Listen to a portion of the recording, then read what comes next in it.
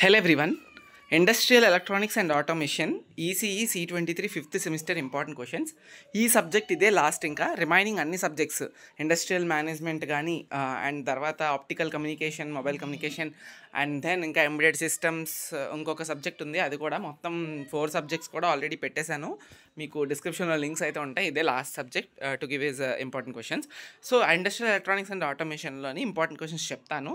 ఇది ఆల్రెడీ మీ సీనియర్స్ నుంచి ఉన్న సబ్జెక్టే, జస్ట్ ఒక ఆటోమేషన్ అని పేరు మార్చారు అంతే. ముందు నుంచి ఉన్న పేరు ఇండస్ట్రియల్ ఎలక్ట్రానిక్స్. ఈ సబ్జెక్ట్ పాస్ అవ్వాలి అంటే కొంచెం హార్డ్ వర్క్ కావాలి. ఈజీనే, బట్ ఎక్కడో కొడుతూ ఉంటుంది. అంటే ఏంటి అంటే ఆ సర్క్యూట్ డయాగ్రామ్స్ కానీ అండర్స్టాండింగ్లో కానీ మీరు సరిగ్గా రాయకపోయినా, సర్క్యూట్ డయాగ్రామ్స్ తప్పులు వేసినా కూడా ఫెయిల్ అయిపోయే ఛాన్సెస్ హెవీగా ఉంటాయి ఈ సబ్జెక్ట్లో కూడా. సో కాబట్టి కొన్ని హార్డెస్ట్ కాన్సెప్ట్స్ ఉంటాయి. అవి వాటిని బాగా చదవండి. అర్థం కాకపోతే సర్క్యూట్ డయాగ్రామ్స్నైనా అర్థం చేసుకోండి. అది నేను చెప్పాలనుకుంటున్న మేజర్ అండ్ ఇంపార్టెంట్ టిప్ అది. Okay, so before getting in to the video, ఎవరికన్నా industrial electronics and automation and ఇది ఒక్క సబ్జెక్టే కాదు, మీ 5th సెమిస్టర్లో ఉన్న ఏ సబ్జెక్ట్ కన్నా మీకు మెటీరియల్ కావాలి అంటే మీకు వీ హ్యావ్ బిఎస్డివిపి అకాడమీ వెబ్సైట్లో మీకు అయితే మెటీరియల్స్ దొరుకుతాయి. ప్రతి సబ్జెక్ట్కి 5th సెమిస్టర్లో మీకు ఏవైతే ఉన్నాయో చూసారు కదా, క్లియర్ కట్గా ప్రతి ఒక్కటి కాన్సెప్ట్ వైజ్గా కరికులం వైజ్గా మేము మెన్షన్ చేయడం జరిగింది. దాంతో పాటుగా 3 మార్క్స్కి డీటెయిల్డ్ ఆన్సర్స్ కూడా ఇచ్చాము. 3 మార్క్స్ క్వశ్చన్స్ ఏవైతే ఉన్నాయో అది కొంచెం చూసారా, ఇవన్నీ 3 మార్క్స్ క్వశ్చన్స్. దాని క్వశ్చన్స్కి మేము డీటెయిల్డ్గా ఆన్సర్స్ ఇచ్చాము. ఈ డీటెయిల్డ్ 3 మార్క్స్ ఆన్సర్లోనే మీకు యూనిట్ అంతా కవర్ అయిపోతుంది. అండ్ అలానే వెరీ ఇంపార్టెంట్ క్వశ్చన్స్ అని చెప్పి మీకు ఎస్సేస్ కూడా మెన్షన్ చేయడం జరిగింది. సో దట్ మీరు క్వశ్చన్స్ అయినా చదువుకుంటారు, ఆన్సర్స్ ఉండవు వాటికి.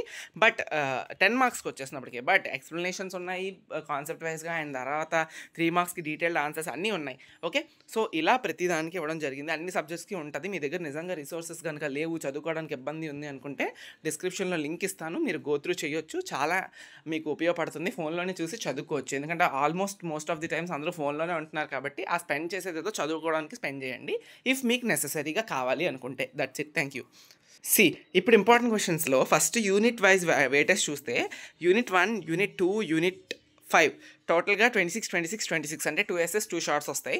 యూనిట్ 3 and 4 16 వస్తాయి. So will start with 3 and 4. చిన్న యూనిట్స్ 16 ఏవైతే ఉన్నాయో దాని నుంచి ఇంపార్టెంట్ క్వశ్చన్స్ చెప్తా చూడండి. 3rd and 4th unit transducer and ultrasonics. Just minute. Transducer and ultrasonics నుంచి మీకు ఓన్లీ 16 మార్క్స్.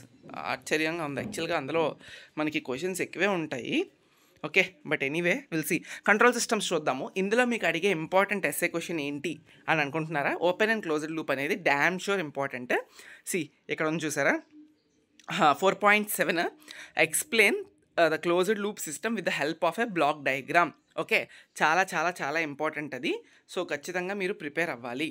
ఓకే, తర్వాత 4.4 explain open loop control system. Okay, open loop control system, closed loop control system ఖచ్చితంగా బాగా prepare అవ్వండి. దాని basis మీదే మీకు question వస్తుంది.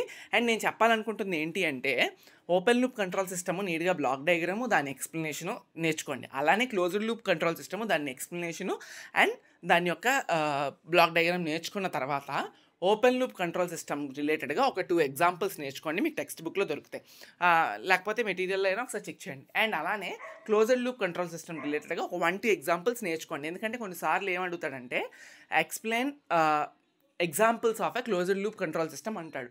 అప్పుడు మీరు కంట్రోల్ సిస్టమ్ బ్లాక్ డయాగ్రామ్ వేస్తే అది ఇర్రెలవెంట్ అవుతుంది. ఎందుకంటే వాడు అడుగుతుంది ఏంటి క్వశ్చన్ పేపర్లో, లైక్ మనకి అడిగే క్వశ్చన్ పేపర్లో examples of A closed loop అడుగుతారు. మనం ఏం రాస్తాం, బ్లాక్ డయాగ్రామ్ వేసి బ్లాక్ డయాగ్రామ్ రిలేటెడ్గా ఎక్స్ప్లెయిన్ చేస్తాం. అసలు దానికి దీనికి సంబంధం లేదు, ఇర్రిలవెంట్ ఆన్సర్ అవుతుంది. కాబట్టి చదివేది ఏదో ఎలాగా చదువుతారు.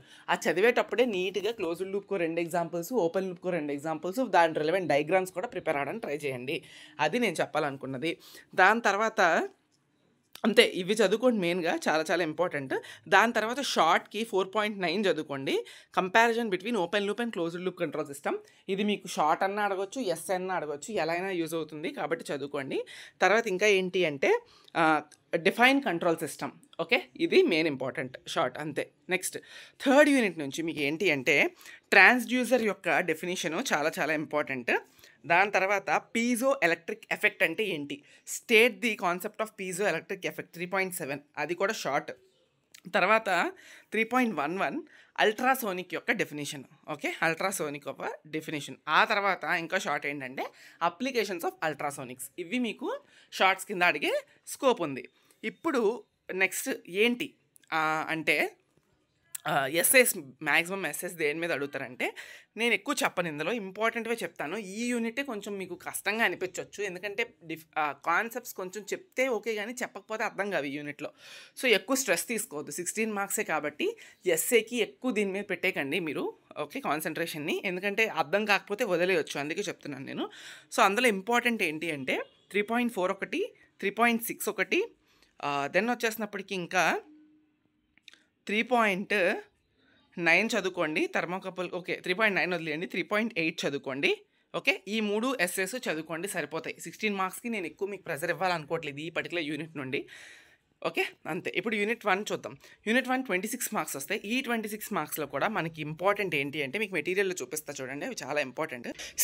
వెరీ ఇంపార్టెంట్ క్వశ్చన్స్లో ఇక్కడ చూసారు కదా. ఫస్ట్ క్వశ్చన్ చూడండి, explain construction, working and VI characteristics of silicon control rectifier SCR. చాలా చాలా ఇంపార్టెంట్, చాలా ఇంపార్టెంట్. ఆ తర్వాత నెక్స్ట్ వచ్చేసినప్పటికి ఇంకా ఏంటి అంటే థర్డ్ క్వశ్చన్ చూడండి, explain construction, working and applications of TRIAC and DIAC with VI characteristics.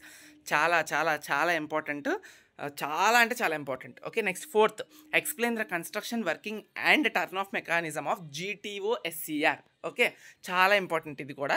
And ఇంకొకటి మోడ్స్ ఆఫ్ ట్రయాక్. ఇక్కడ చూడండి 9th క్వశ్చన్ చూడండి, discuss the different modes of TRIAC triggering, okay, and their applications. TRIAC already పైన చదివాం కదా, applications మళ్ళీ కొత్తగా ఏముంది. So first question, third question, fourth question, 9th question చాలా చాలా ఇంపార్టెంట్, మిస్ అవ్వద్దు. అండ్ లాస్ట్లో మీకు టైం ఉంటే describe SCR triggering using UJT relaxation oscillator and explain its working అని ఉంది కదా, అది కరికులంలో ఎలా అడిగారో చూద్దాం, అది కూడా చాలా ఇంపార్టెంట్. ఇందులో ఉంది చూసారా 1.14 explain SCR triggering using UJT, అంటే టోటల్ 5 ఎస్సేస్ డ్యామ్ షూర్గా ప్రిపేర్ అవ్వండి, అందులో 2 వస్తాయి. ఆ 5లో కూడా ఎక్కువ దేనికి మీరు స్కోప్ ఇస్తారు అంటే SCR explanation and working VI క్యారెక్టరిస్టిక్స్కి ఫస్ట్ క్వశ్చన్. సెకండ్ క్వశ్చన్ వచ్చేసినప్పటికీ DIAC and TRIAC working explanation VI characteristics second priority. Third priority వచ్చేసినప్పటికీ triggering modes of TRIAC third. Fourth వచ్చేసినప్పటికీ construction and working of UJT 1.11 ఇక్కడ చూపించాను కదా అది. And fifth priority వచ్చేసినప్పటికీ 1.14 SCR triggering using UJT. ఇవి మీకు కాన్సెప్ట్స్ మెయిన్గా ప్రిపేర్ అవ్వాల్సినవి నేను చెప్తున్నాను నేను, ఓకే. అక్కడ చాలా చాలా చాలా ఇంపార్టెంట్, ఓకే. దెన్ షార్ట్స్ విషయానికి వస్తే 1.2 చాలా చాలా ఇంపార్టెంట్, సర్క్యూట్ సింబల్స్ మీరు గుర్తుపెట్టుకోవాలి. అండ్ దెన్ వచ్చేసినప్పటికీ ఇంకా ఏంటి అంటే 1.12 ఇంట్రిన్సిక్ స్టాండ్ ఆఫ్ రేషియో చాలా చాలా important. 1.16 applications of డయాక్ TRIAC and SCR.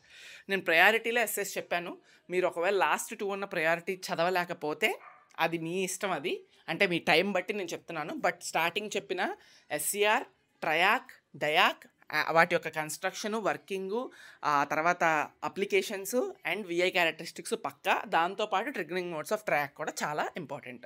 చూసుకోండి, షార్ట్స్ చెప్పాను.